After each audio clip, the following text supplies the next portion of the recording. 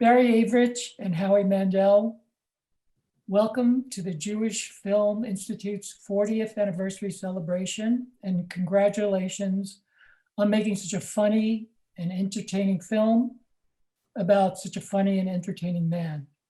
Well, that's a spoiler, isn't that? Yeah, that is a bit of a spoiler. Mazel tov. I have to say I loved learning about your life, Howie. But what I appreciated so much is I was laughing the whole time. Another spoiler alert. So but that's what we were going for. Yeah. I mean, you guys had me at the title. I just love the title. I thought, what a brilliant title. So my first question is for both of you. And can you talk about how this collaboration came about? And Barry, can you talk about how it was directing Howie? Well, we met on a dating internet application on that end of it. We're both married, but like to look, and we just happened to get together on. These people are sitting in their cars right now, going, "It's a joke, honey. That's a joke." Howie Mandel, for me, is like, it's Mount Rushmore of comedy. And growing up with comedy albums in my basement in Montreal, I just appreciated him and the greats that I was discovering of somebody that loved comedy. And fast forward many years later, I was producing the Screen Awards, which is our Oscars in the United States. And Canada. In that position, you can choose anybody you want to host as the producer. And so this became my opportunity to work with somebody I'd never worked with, which was Howie Mandel. And it literally was a love affair from the beginning. I think Howie was curious as to who is this guy from Toronto he had never met. We'd not intersected in the business of show business at all, but just really liked each other, and then worked on another film project called On My Way Out, a short documentary, and just felt also Jews. It's also with Jews. We're very Jew-centric. There, yes, Jewish. Howie's company, what is called a Levy production or Levy. So it's all Jews. Levies of the troupe. That's Al and Evie. That's my parents, who are also Jews. There's a lot of Jews. Jews. Yeah. So we instantly, the chemistry was great right out of the gate, and then I approached Howie with the idea of a documentary. I'm shocked that it hadn't been done. He'd done tons of comedy specials, but I wanted people to see a different side of him, that there is somebody in comedy that is such a mensch and such a fabulous soul beyond the humor. And that's what this film was about. For me, listen, I got to work with Barry, as he said. We met on the Canadian Screen Awards. And I did. I fell in love with him and his family. And he used the word mensch. And everybody who's here tonight, you wouldn't show up to this thing if you don't know what the word mensch means. But he was. And I also, besides, got to work with him on another project, looked at all his, and I would tell you, not that this is the place to promote it, but look at everything that he's done. And he has really, if you look at the documentaries, which I became a fan of his, besides a friend of his, and they are really compelling stories that are told with he is so authentic. He doesn't go for, it's just real. And when somebody comes to you and says they want to do a documentary, the biggest fear is, you could have a script and of a show you want to do, and then you're always concerned about how, when you hand over this script or this thing, how it's going to be handled and how it's going to be portrayed. Even more so when it's your own life. That's the ultimate trust. All right, you want to show me, you want to reflect me. I mean, it was the scariest thing that I've done in show business, to be honest with you. I stand up in front of thousands of people. I haven't in months, because that's why you're looking at me on a screen at a drive-in. But I'd like to be outside, and I like to be amongst strangers, and I like to be performing. And that can be terrifying too. And I've been in television shows, and they're always scary before you start. You don't know how it's going to be handled and how it's going to turn out. But when you hand over your life and your history to somebody, there is nothing scarier. So the word trust was the banner on this thing. And I don't know what he did, but it was just the whole thing is weird because I'd never had been involved in a documentary for myself before. Anybody who knows me, and I'm not giving any spoilers away, knows that I'm kind of a renowned germaphobe. I deal with my mental health issues. And who would think at the one time in 65 years at choosing a project, the one project about me would happen in the midst of a world pandemic. The germaphobe is being documented in the midst of a pandemic. It's almost like a big joke on me, right? Yeah, yeah. I'm gonna get to that. I trust this guy. I love this guy. And I don't know what he did, but he just turned the camera on, made it work. This pandemic shut down an industry. He made this flourish with the pandemic because it made me more raw and more real. Because I'll be honest with you, as I sit here today, well, not right here, but the fact that I'm on screen, I'm terrified. It's not going well for me. You know, I've moved my therapist into another tax bracket. So this is really tough, but I want to thank you up front for allowing us to be part of this festival. I will tell you, Jay, also that, the film was released in Canada, will be released globally next year, that over 2 million people have seen it in Canada. And the reaction, you never know what an audience is because you can't be there live for film festivals. It's tough.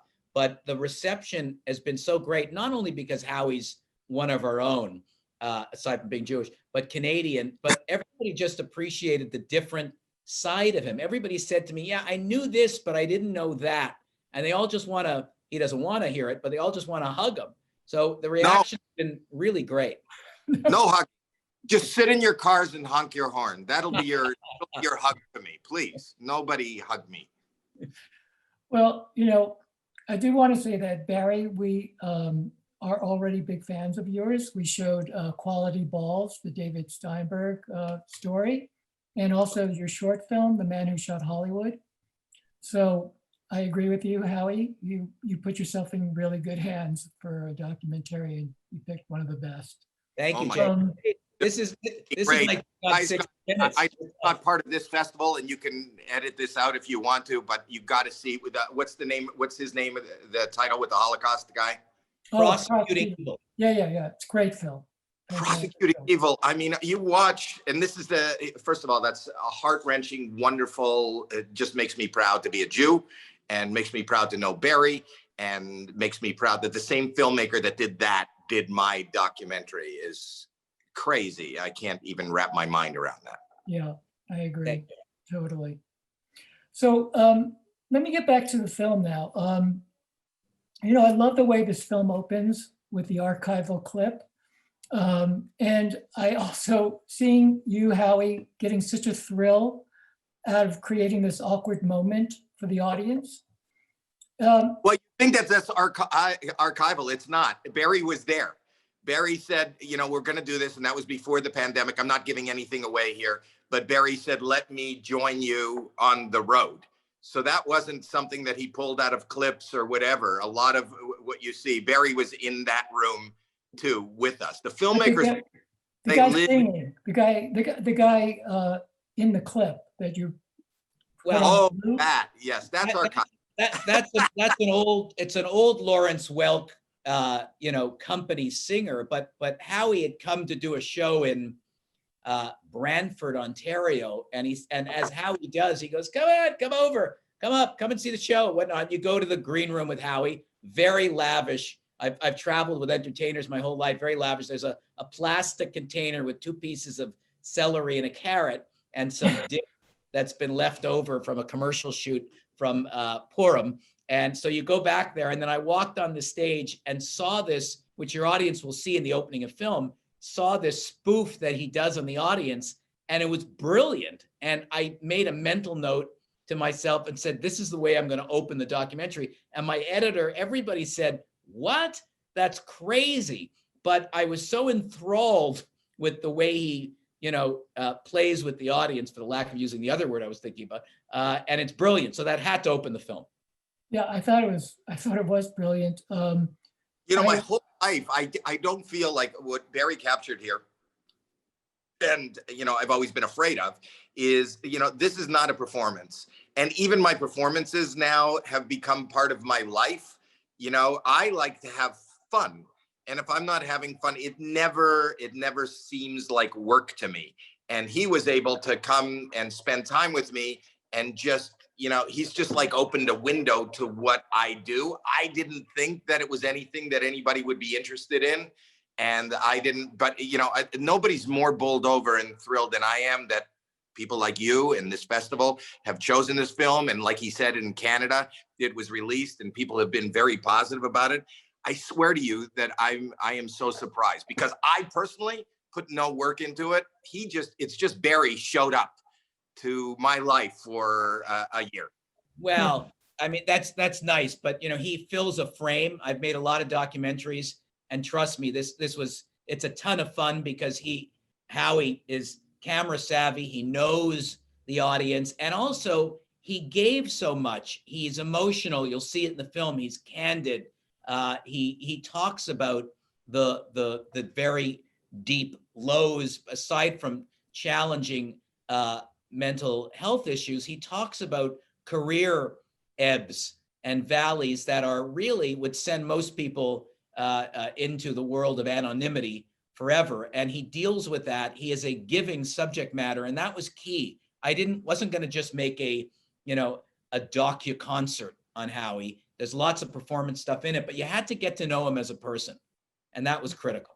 That's true. I do know the audience, and I'm talking to you in the gray Chevy.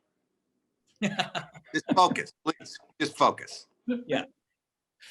So, Barry, what you're saying makes me think of Howie. You have so many different incarnations in your career. Yeah. You go from class clown, carpet salesman, stand-up comedian. TV. Well, we're still just in the C's. Let's move on. You were a dramatic actor on TV, a voiceover animation actor, talk show host, game show host, and now you're even a TikTok video creator. And now I'm a drive-in movie heartthrob. Right, that's the latest. We're older Jews. Look, Howie, you and Annette Funicello. Well, beach blanket bingo. I just turned 65, so bingo's real important to me. And I had dinner today at 3:30 just to sustain the whole old Jew. Early bird special. Let me get you excited. I-52. Oi! One more. Go ahead. So, Howie, out of all those roles, plus many others, I'm sure, is there one that's your favorite? Yeah. Favorite phase, maybe? Yes. And it always is stand-up comedian. When I found, and we talk about in the movie, and it's not a spoiler as much as it is just who I am, that need to live in the moment, and that energy of being on an emotional roller coaster where you don't know what's going to happen next. You just show people, go, ladies and gentlemen, Howie Mandel, and you show up, and then they're just waiting. That's terrifying, but terrifying and thrilling, and more than anything, distracting. And it distracts from what's going on in here. So that's my most comfortable, wonderful place on earth to be. And during this pandemic, that's the thing that I, professionally miss most, is the opportunity to stand in front of real live people. I'll be honest, I'm thrilled to be here, but this is not doing it for me, because I'm on a big screen and you guys are in cars. I want to hear laughter. And I spend my whole life trying to recapture that first night I was on stage on a dare. And I heard laughter, and it's the first time I had acceptance. You'll find I didn't have a lot of friends. I wasn't dating. This is the first time I found distraction and happiness and living in the moment. And it's like I'm living on I love thrill rides and roller coasters. I talk about that in the film. And I get to live on the most fun roller coaster every time somebody goes, ladies and gentlemen, Howie Mandel. Yeah, I can see that. It comes across in the film for sure. I wanted to ask you something that's in the film. Again, I hope it's not a spoiler, but you have this incredible trajectory with with Johnny Carson and the Tonight Show, and then it comes to an end. And I was just wondering if you had any regrets about that last appearance on Johnny Carson. Do I have regrets? No, I don't, because well, now that you asked me now, yeah, but I try not to think about that. I live by the philosophy of Nike, and that's just do it, and I just do things. And for the most part, it's kind of like going to a crap table in Vegas. If you want to play and people love to play, then you're going to have to play, and you're going to have to roll the dice or be there for the rolling of the dice. Sometimes your number doesn't come up. And, the beauty was for people of my era who went into stand-up comedy, and I talk about this in the film, it's not really a spoiler, the litmus test was the Johnny Carson show. So just to get to the Johnny Carson show was a thrill and an accomplishment. And the fact that I got to do it 22 times with Johnny even made it a bigger accomplishment. The fact that the last one didn't work out, listen, I was pissed off that, it went that way, because I, as you'll see in the film, kind of set safety nets. I told them what I was going to do, and I was in between a rock and a hard place, and it didn't work out. But more things in life don't work out. And I've learned, I just turned 65 this week. So this is, I think of this festival as my gift and my surprise party. But the thing is that I'm just saying that most things in life don't work out. Most things in life are, you're rejected from. Most relationships don't work out. It's how do you cope in those moments? And because I have that, it's weird, I don't even have a dog. I don't know what. That is scary to me. Oh my God. Anyway, but the point is that regret isn't part of my emotional list. Mm-hmm. Yeah. I have more fear about what's going to happen rather than angst about what did happen. Something about that scene, and also the opening scene, the awkwardness, it reminded me a little bit of Andy Kaufman. And I was wondering if he was an influence or vice versa, since you both were around the same time, started out around the same time. And in general, do you have any comic influences? I didn't pursue this career, and I'm a huge fan of Andy Kaufman. And I like awkward to me, is basically the emotion that I lived and swam in and continue to in my life. And I always say that, a lot of comedians say, if I could just make one person laugh, I'm doing my thing. I kind of like awkward. Awkward is that one emotion. We're not all going to laugh at the same thing. We all don't find the same things funny. That's really subjective. But there isn't anybody alive that doesn't feel awkward, uncomfortable, not invited, that's why we get up and we get dressed in the morning, and we feel, because this is, we want to create a look that is going to reflect well on us, so that awkward, I say that as I've grown older and hopefully a little bit wiser, I'm very comfortable with my discomfort. And I look for discomfort. And we kind of do. I use this analogy in the film, but I love roller coasters. The higher it is, the scarier it is, the closer you think you're coming to death, the better it is. I didn't choose to go on a little, golf cart along a meadow. I chose to be thrown up in the air. And I like to create that in life. It makes me feel alive. When I feel awkward or there's awkward moments, people laugh out of awkwardness. We share that emotion. I like the audience, rather than to laugh at me, to feel this experience, and we're all in this together. And I felt very lonely as a child outside of the house, but when I can get a whole room understanding this awkward moment, I feel like it's, without touching, my group hug that I need.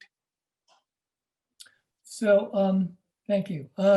Since this is a Jewish film festival, I was wondering if you can both talk a bit about your Jewish backgrounds and how that affected both your careers. Barry, are you Jewish? No. No. Go ahead. You talk first, though. No. Well, it's a question you get often when you play films at Jewish film festivals. At that end of it, I mean, I'm enormously proud of who I am and what my heritage is. That's what's defined us, I think, as a people, to be funny and to love humor. That's what's gotten us through the most difficult times. And you always sort of go to that. And my largest influences were always Jewish comedians from, the earliest of days, to going to the Catskills with my parents, to watching comedians who came to Canada. And my father was a huge Rodney Dangerfield guy, took me in there when I was the age of 8 and snuck me into his club in New York and introduced me to Rodney. And Rodney looked down to me and back to my father and went, "Who's the midget? How did he get in here?" That kind of stuff. So, I mean, the Jewish stuff always is part of our life wherever we go, because it's just so much fun. We were, born to suffer and at the same time find humor in it. And I was brought up in that traditional home with a kosher home with a grandfather that was the kosher butcher. We used to eat that kosher meat on Friday night, and my father, who hated it, would say the Jews were born to suffer. He hated it, but that was just the humor in all of it. So that was my upbringing, and I love the comedy and I love the pain equally. That's just part of who we are. I think when you're in the heritage of being a Jew, I grew up in a conservative Jewish home. The times that I remember even bonding with my father, the high holidays, and walking to temple and spending the day with him.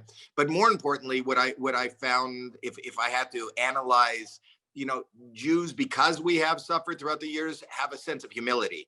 And humility and humanity is just, we kind of look inward much more than if you didn't suffer the slings and arrows of the world. And if you know anything, my philosophy of comedy always comes from a dark place. There is nothing, people always go too soon, but even if you're laughing at a clown falling down, you're laughing at somebody else's, shortcomings, right? You're laughing, that man fell, even though he's dressed funny, he fell. Ultimately, you should go, "Oh my gosh, I hope he's okay." But we laugh at a clown falling, or we laugh at somebody getting a pie in the face. Or when we tell a joke, two guys walk into a bar, you're waiting for something horrible to happen to one of them. Otherwise, it's not a joke. So we've had a lot of darkness in our heritage. And for me personally, laughter is my bridge to sanity and to survival. And also, and my parents were, and my mom is still alive, the good people. And I think that's the teaching of, Judaism is, be there for others and just kind of make this world or whatever room you're in a better place for it. And I think that's the teachings of Judaism, to be there, to tzedakah. I don't know if you're familiar with tzedakah, but tzedakah is the, to give and a charity without being, honored for it. Sometimes our system goes away from that. When you're in the Goldberg wing of you're not supposed to be in the Goldberg. That's my favorite, Curb Your Enthusiasm. Yes. But the truth of the matter is, what I was taught as a Jew and as a son and is just to be there for others, and humanity comes first. And, I live pretty uncomfortably.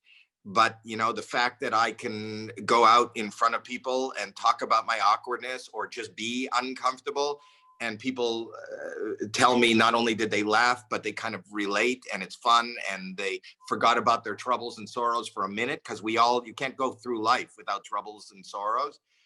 This is my lifeblood, and this is what I'm missing right now. So even the thought that there are a group of Jews in their cars staring at me right now is so heartwarming. Honk if your heart is warm right now.